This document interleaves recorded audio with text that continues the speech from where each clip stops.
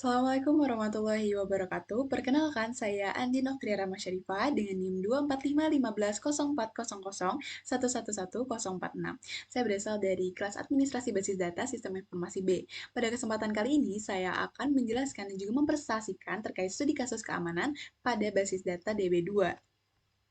Mungkin sebelum itu kita juga harus mengetahui apa itu keamanan database. Nah, keamanan database itu merupakan mekanisme untuk melindungi data dari akses penggunaan, pengungkapan, perusakan, atau modifikasi yang tidak sah. Nah, dalam keamanan database itu terdapat authentication dan juga authorization. Authentication itu siapa Anda, yaitu merupakan proses verifikasi identitas pengguna. Misalnya, login menggunakan username dan password. DB2 biasanya mendelegasikan ini ke OS atau sistem eksternal. Selanjutnya ada authorization, yaitu apa yang boleh Anda lakukan. Proses ini tuh menentukan hak akses atau privilege yang dimiliki oleh seorang pengguna yang sudah terautentikasi. Contohnya, user A boleh select tapi tidak boleh delete. Selanjutnya ada otorisasi standar privilege and role. Privilege atau hak akses itu sendiri adalah izin spesifik untuk melakukan aksi tertentu pada objek database. Contohnya dengan query grant select on table karyawan to user Budi. Lalu apa bedanya dengan role? Role atau peran merupakan sebuah wadah yang berisi kumpulan privilege atau hak akses tadi. Role kemudian diberikan kepada pengguna. Nah, mengapa kita menggunakan role? Karena role ini bisa menyederhanakan sebuah manajemen. Daripada kita memberikan 10 privilege ke 50 user, yang artinya kita harus membuat 500 perintah grant, kita cukup membuat satu role, yaitu create role manager. Kemudian kita beri 10 privilege ke role manager tersebut dengan grant select insert on bla bla bla to role manager. Selanjutnya kita berikan role tersebut ke 50 user dengan menggunakan perintah grant role manager to user Budi, user Ani, dan lain sebagainya. Nah, selanjutnya ada keterbatasan otorisasi standar. Model grant dan rule saja itu tidak cukup untuk diimplementasikan ke skenario yang kompleks. Nah, keterbatasan ini tuh bisa menimbulkan beberapa masalah. Yang pertama, ada grant select bersifat semua atau tidak sama sekali pada level table. Nah, jika seorang manajer diberikan grant select on salaries, dia bisa melihat semua gaji karyawan, bukan hanya di timnya saja.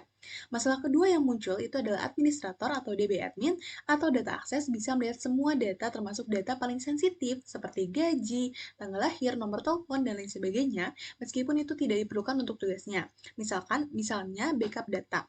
Dan selanjutnya, masalah yang ketiga adalah solusi tradisional. Membuat view atau logika di aplikasi bisa dibobol. Jika pengguna bisa mengakses database secara langsung, misalkan melalui The Beaver atau Excel, mereka bisa melewati view atau logika aplikasi. Lalu apa solusi untuk keterbatasan Lalu apa solusi untuk keterbatasan otorisasi standar tadi, yaitu dengan Row and Column Access Control. RCAC adalah lapisan keamanan tambahan di DB2 yang bekerja di atas privilege SQL standar. Tujuannya itu memberikan kontrol akses yang Tujuannya itu memberikan kontrol akses data yang sangat detail atau granular hingga ke level baris individu dan kolom individu.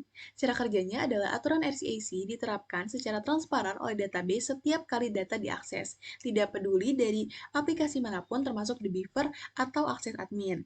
Nah, RCAC ini melengkapi, bukan mengganti. Jadi, seorang pengguna tetap harus punya grant, select, atau otorisasi standar untuk mengakses tabel. Setelah izin select itu diberikan, baru RCAC itu bekerja dengan memfilter apa yang bisa dilihat. Nah, penerapan dari RCAC ini yang pertama itu adalah column masking atau masking kolom, yaitu mengontrol apakah pengguna bisa melihat nilai asli dalam suatu kolom. Data ini tidak dihapus ya, hanya ditutupi saat ditampilkan. Fungsinya itu untuk menyembunyikan data sensitif seperti gaji, tanggal lahir, nomor telepon, dan lain sebagainya. Contohnya ini adalah kolom salary bisa ditampilkan sebagai 0 atau 0 untuk pengguna non-HRD. Lalu kolom birthday bisa ditampilkan sebagai redacted atau dengan nilai 100, 1900, 01, 1. Nah, bagaimana Sinta konsepnya? Pertama, kita harus membuat mask itu sendiri dengan create mask, nama mask, on table.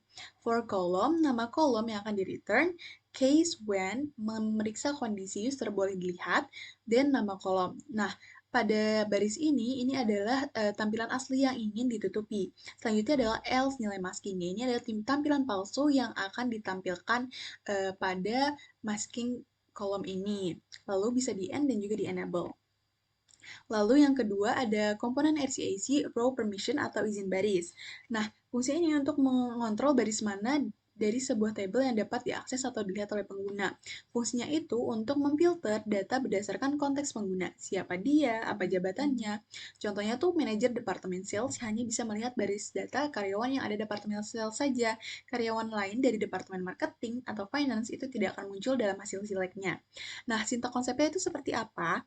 Yaitu kita dengan membuat permission-nya itu terlebih dahulu dengan create permission, nama permission on table, for rows where kondisi baris boleh dilihat, contohnya itu departemen karyawan sama dengan departemen manajer. Lalu bisa langsung di-enforce for all access dan di-enable. Nah, yang gak kalah penting yaitu ada verify role for user. Untuk membuat logika masking dan permission, kita perlu tahu siapa yang sedang login. Oleh karena itu, hadirlah verify role for user. DB2 menyediakan fungsi session user atau menampilkan yang login dan verify role for user. Fungsi kunci ini itu untuk mengembalikan nilai 1 atau true jika pengguna yang sedang login di session user memiliki role yang disebutkan, misalkan role HR Manager. Nah, jika tidak punya, maka akan mengembalikan nilai null atau false. Fungsi inilah yang digunakan dalam case di kolom mask dan juga where di row permission untuk membuat aturan dinamis. Nah, selanjutnya ada studi kasus yang pertama. Studi kasus ini berfokus pada penerapan kebijakan Zero Trust yang pada database karyawan perusahaan yang berisi informasi sensitif seperti gaji atau salaries dan informasi pribadi employees. Untuk mengatasi kelemahan otorisasi SQL standar dan SILEC, kami mengimplementasikan row dan kolom akses kontrol RCSI dengan mendefinisikan 4 peran spesifik dengan batasan yang ketat. Tujuannya adalah untuk memastikan setiap pengguna hanya bisa mengakses data yang mutlak diperlukan untuk tugasnya tanpa menggali sistem, tanpa bisa mengakali sistem. Melalui 4 skenario, RCAC memungkinkan yang pertama, mengunci baris berdasarkan nilai, menerapkan row permission sehingga analisis gaji rendah atau row low salary hanya dapat melihat data gaji karyawan yang gajinya kurang dari 100.000 US dollar, menyembunyikan semua data gaji tinggi. Nah, yang kedua yaitu memfilter baris berdasarkan kategori, yaitu menerapkan row permission pada tabel departemen employee agar manajer regional atau role sales marketing itu hanya bisa melihat karyawan dari departemen sales dan juga marketing. Yang ketiga, itu menyembunyikan kolom sensitif, menerapkan kolom masking pada kolom salary dan birth date agar auditor eksternal atau role mask tidak dapat melihat nilai asli, melainkan hanya dapat melihat data yang tersamarkan atau di masking. Nah, yang terakhir adalah memfilter baris berdasarkan atribut, menerapkan row permission pada tabel employees agar analis HRD khusus untuk role female only hanya dapat melihat data karyawan dengan gender F atau perempuan, sehingga menyembunyikan data karyawan laki-laki. Nah, pertama-tama kita mengakses CentOS dan juga mengakses user DB2 NSS1 dan memasukkan password serta mengakses database MySample melalui CentOS. Selanjutnya di sini kita melakukan add user dengan menggunakan sudo add user. Di sini kita menambahkan user usels underscore mkt, gaji kecil, dan juga user termasking serta jangan lupa untuk menambahkan password yang mudah diingat. Yang terakhir itu ada user f only.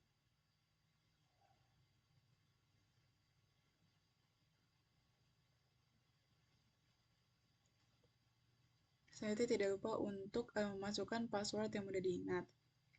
Kita sudah membuat 4 user berbeda yang akan diimplementasikan pada studi kasus yang pertama. Nah, namun pada CentOS saya tidak bisa membuat role atau peran yang seperti saya jelaskan pada presentasi sebelumnya. Maka dari itu saya membuat role itu di The Beaver. Sini saya membuat role low salary dan juga saya membuat role sales MKT, serta saya juga membuat role termasking atau mask yang tadi usernya termasking, serta role app only. Ini saya membuat role-nya berdasarkan user yang sudah dibuat di CentOS tadi. Selanjutnya kita melakukan connect ke database dari user tadi. Keempat-empatnya kita konekkan database atau kita berikan akses database kita menggunakan Green Connect On.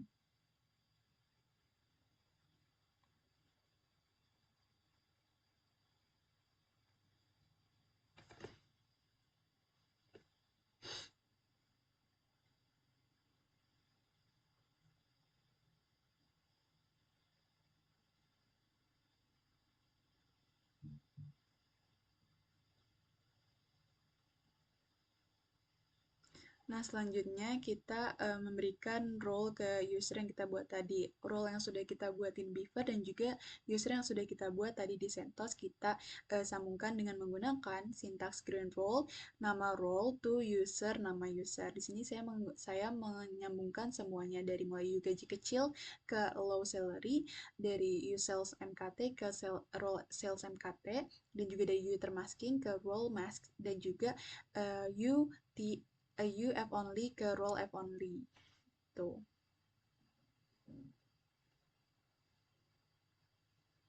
Selanjutnya kita memberikan akses atau izin select.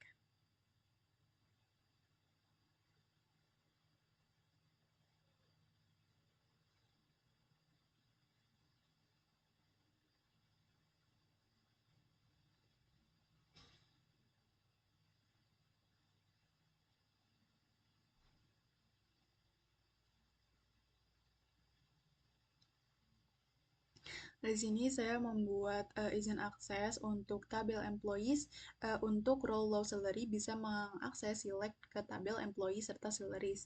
Nah, untuk role sales MKT dia juga bisa mengakses employee serta salaries.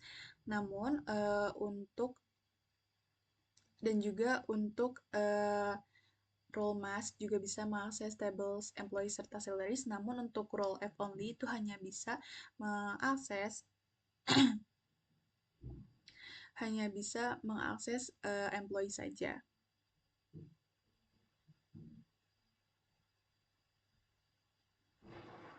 Nah, selanjutnya kita membuat rule atau keamanan dari yang sudah saya jelaskan sebelumnya, yaitu membuat mask dan juga permission.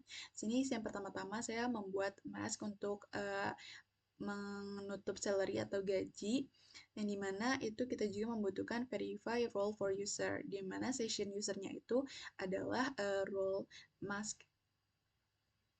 yang dimana kalau misalkan role mask dia akan mengembalikan nilai 1 atau true. Terus misal dia bukan role mask maka akan mengembalikan nilai 0 atau false.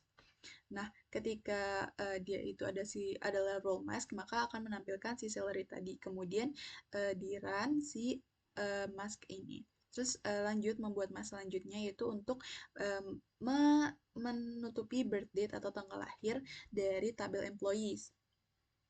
Sama dengan mask sebelumnya, menggunakan verify role juga, dan juga session usernya adalah role mask.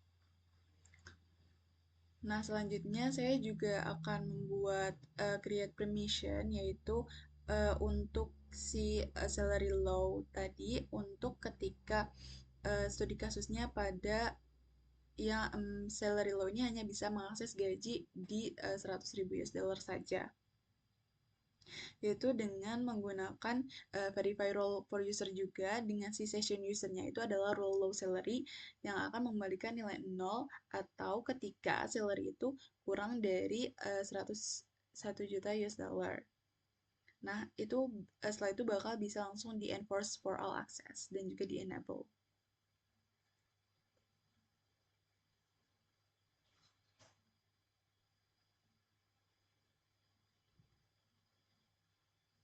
Nah, pada percobaan ini saya membuat dua mask dan juga 3 permission untuk mengimplementasikan 4 skenario dari studi kasus yang pertama. Di sini juga sama, saya juga membuat create permission untuk sales MKT pada departemen employee. Tetap juga di where-nya itu menggunakan verify role for user dengan session usernya itu adalah si role sales MKT tadi. Dengan departemennya itu dispesifikan pada departemen nomor D001 serta D007. Untuk D001 itu adalah sales dan juga D007 itu adalah marketing. Di sini bisa di-run, dan yang terakhir itu saya membuat permission untuk si F only tadi, yaitu dengan menggunakan gender dan juga table employee. Di sini juga tetap sama untuk verify role-nya for user itu dengan session user, yaitu role F only, dan juga gendernya itu sama dengan F atau female. Langsung bisa di-enforce dan juga for all access dan juga di-enable. Nah, setelah membuat aturan-aturan tadi, tentu saja kita harus mengaktifkan aturan-aturan tersebut. Nah, setelah saya berhasil mengeran create permission ini, ada beberapa typo dan juga duplikasi sudah dibetulkan, lalu kita mengaktifkan dari aturan-aturan yang sudah kita buat dari 2 mask dan juga 3 permission tersebut. Yang pertama itu ada alter table employees active column access control. Di sini ada beberapa typo, mohon maaf di bagian aksesnya. Nah, di sini kita akan mengaktifkan semua rule, mulai dari kolom serta tabelnya, dari mulai employee, salary, serta departemen employee.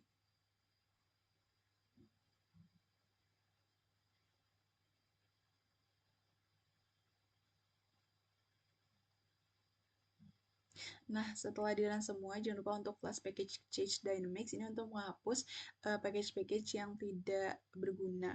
Selanjutnya, kita membuat koneksi dengan menggunakan the beaver. Di sini saya menggunakan username itu gaji kecil yang sudah kita buat tadi di CentOS. Kita ubah nama connectionnya dan juga kita gunakan data my sample. Sini sudah berhasil muncul seperti ini, lalu seketika di finish maka di database navigator-nya bakal muncul koneksinya.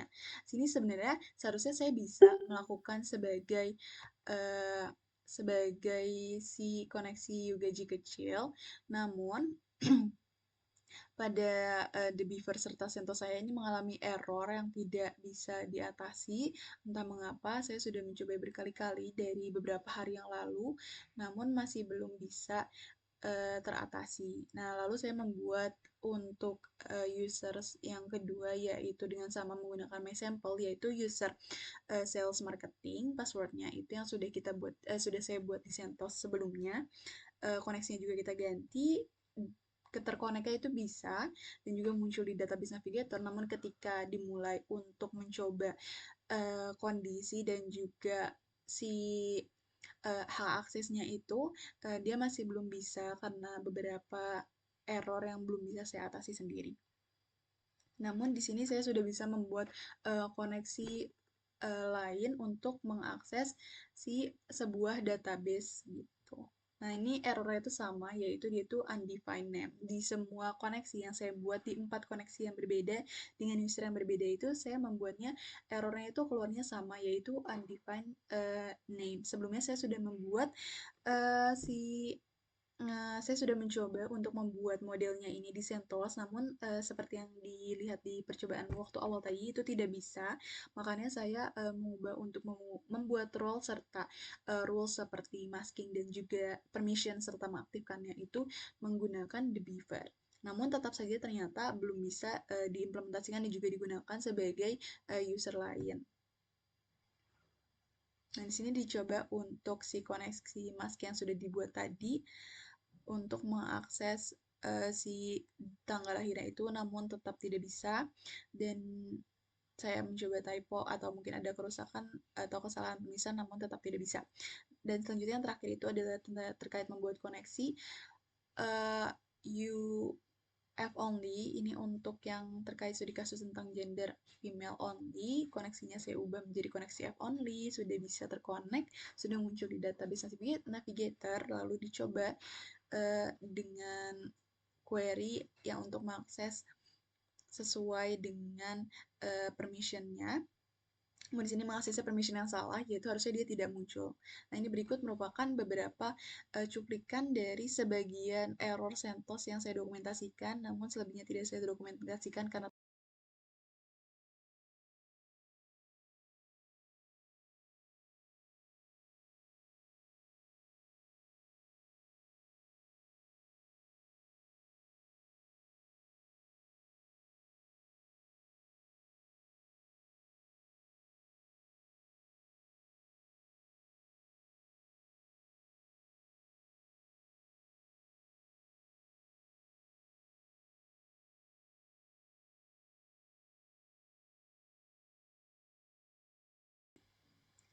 Nah, selanjutnya dikarenakan di kasus yang kedua ini, saya mendapatkan error, oleh karena itu saya menggunakan studi kasus yang pertama. Namun keduanya tetap error dan saya tidak bisa mengakses dari user yang berbeda-beda sehingga saya belum bisa menampilkan hasil implementasi dari keamanan data ini sendiri. Nah, studi kasus yang kedua yang saya gunakan adalah terkait kita adalah admin database di sebuah perusahaan. Nah, kita diminta untuk mengamankan database karyawan berdasarkan aturan bisnis yang ketat. Database yang saya gunakan adalah file CSV dengan database MySample yang digunakan pada percobaan sebelum-sebelumnya dengan data dengan data tabel yaitu employees yang menyimpan data pribadi dan data sensitif seperti birth date dan juga ada table salaries yang menyimpan data gaji, data sensitive salary, serta tabel department, yaitu daftar departemen, dan juga departemen employee untuk menghubungkan karyawan ke departemen, dan yang terakhir ada departemen manager, yaitu menandai siapa manajer di setiap departemen. Nah, tujuan dari studi kasus keamanan ini adalah yang pertama, gaji atau salary hanya bisa dilihat utuh oleh HRD. Dan yang kedua adalah tanggal lahir atau birth date hanya bisa dilihat oleh HRD dan juga manajer terkait. Yang ketiga adalah manajer departemen hanya boleh melihat data karyawan di departemennya sendiri. Dan yang terakhir adalah staf biasa tidak boleh lihat gaji dan tanggal lahir, tapi boleh lihat nama rekan kerja. Masukkan data dari MySample itu ke dalam CentOS dan menggunakan FileZilla. Lalu saya coba lagi menggunakan The Beaver. Ini merupakan percobaan untuk studi kasus yang kedua. Nah, namun ini tetap ada beberapa error walaupun sama, tetap lancar di awal-awalnya, namun ketika diakses menggunakan user lain itu dia tidak bisa. Nah, ini saya sedang melakukan percobaan yang kedua terkait menggunakan data MySample untuk role HR Manager serta serta staff. Jadi role-nya itu dibagi menjadi manager, staff, dan juga lain sebagainya. Oke, mungkin cukup sekian demonstrasi terkait pengimplementasian keamanan basis data di DB2. Sekian penjelasan saya terkait keamanan data dan juga pengimplementasian demonstrasi pada keamanan DB2. Kurang lebihnya mohon maaf apabila belum mencapai hasil yang memuaskan dan juga belum berhasil karena ada beberapa kendala dan error pada CentOS dan juga di Beaver saya. Kurang lebihnya mohon maaf. Wassalamualaikum warahmatullahi wabarakatuh.